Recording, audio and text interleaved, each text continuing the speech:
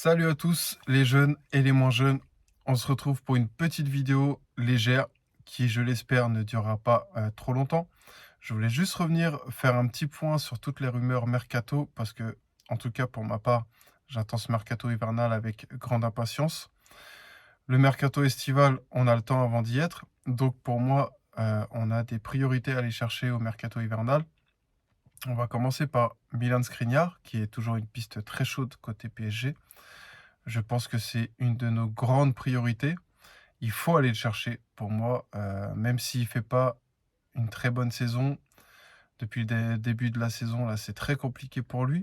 Peut-être qu'il a la tête encore ailleurs, peut-être qu'il a la tête au PSG, je ne sais pas. Je ne suis pas dans sa tête, je ne suis pas son psy non plus. Mais pour moi, ça reste une plus-value, ça reste un joueur énorme. Il n'est pas extrêmement âgé, il a suffisamment d'expérience pour un défenseur, on va dire, par rapport à son âge. Parce que c'est pas un gamin de 20 ans non plus, hein, ça je vous l'accorde.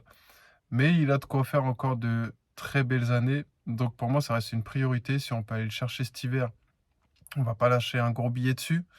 Ça nous permettra de garder une belle enveloppe pour continuer de construire le reste de l'effectif, le reste du banc, je ne sais pas, à voir comment ça évolue. Donc Milan Skriniar, pour moi, c'est 100% validé. Il faut aller le chercher parce que on le voit très bien, même sans parler de la défense à 3, maintenant qu'on est revenu sur une défense à 4. Il suffit qu'on ait une petite hécatombe comme là ces derniers temps. On se retrouve vite emmerdé.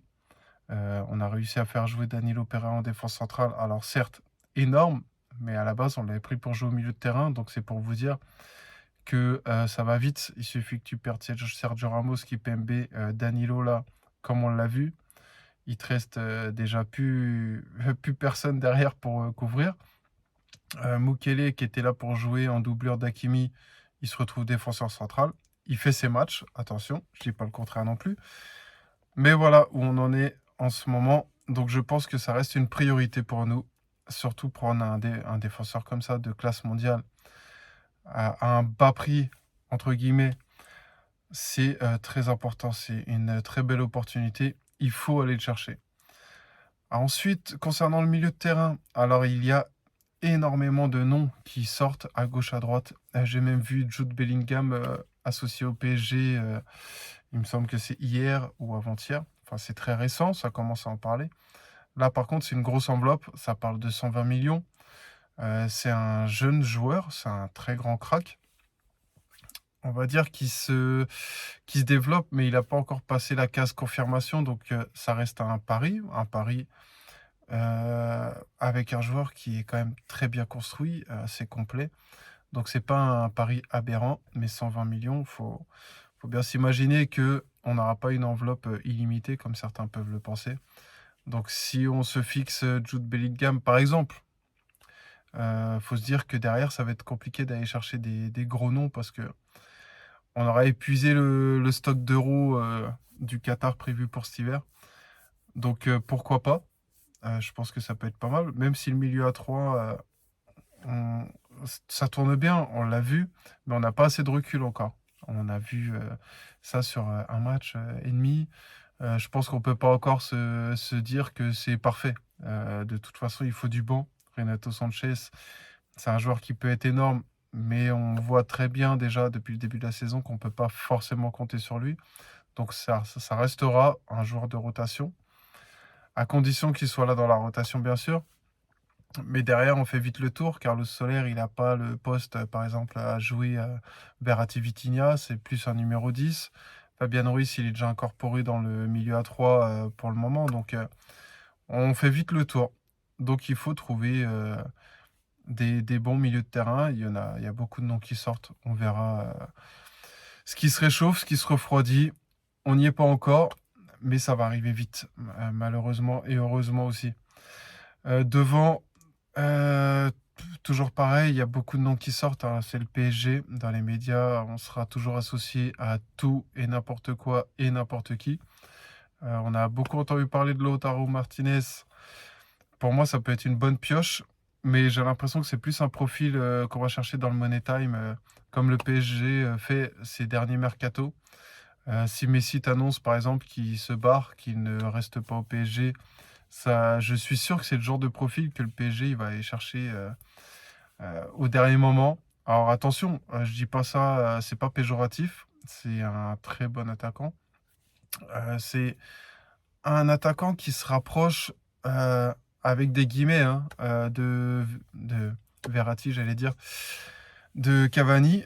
Ça fait un moment qu'on n'a pas eu un numéro 9 comme ça. Il est capable de jouer de la tête, il est capable de prendre la profondeur, de faire un point de fixation.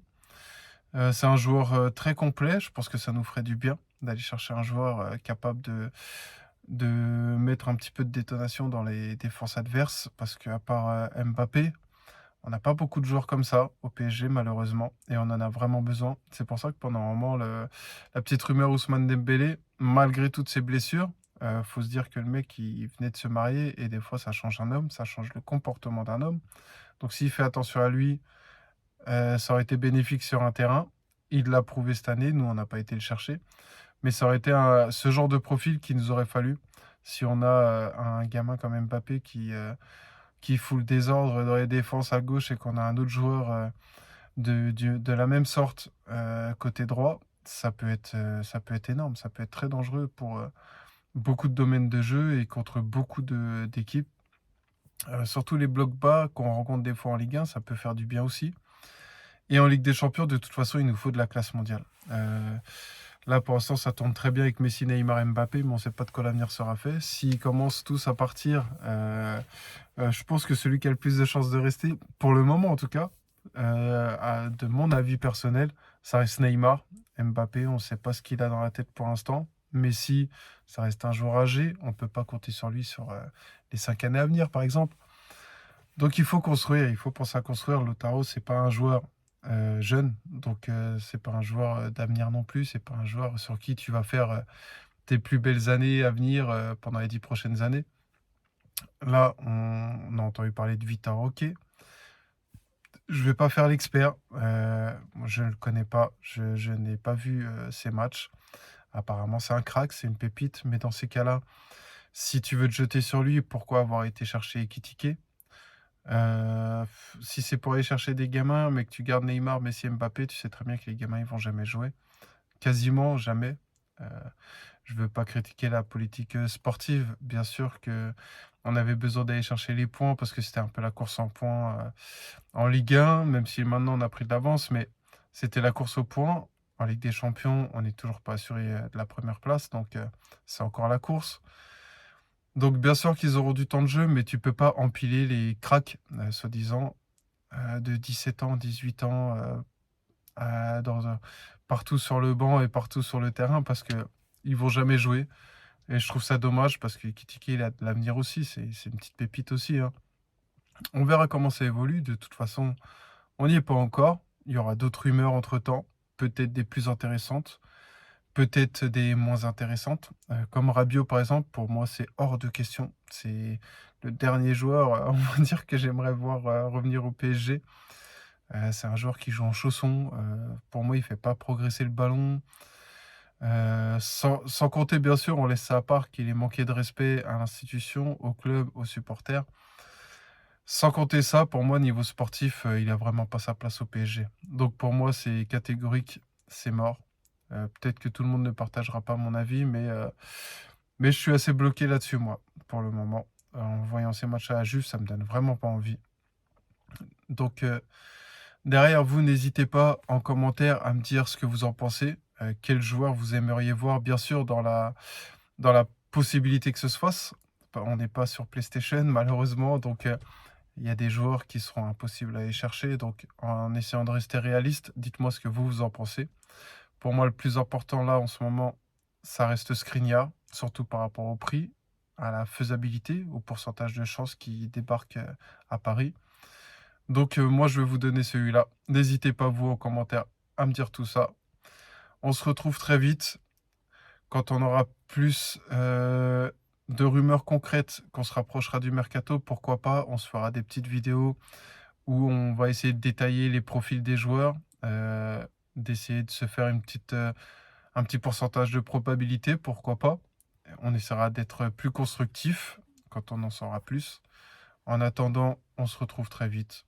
Abonnez-vous avec plaisir. On se retrouve bientôt. Allez Paris, prenez soin de vous. Ciao.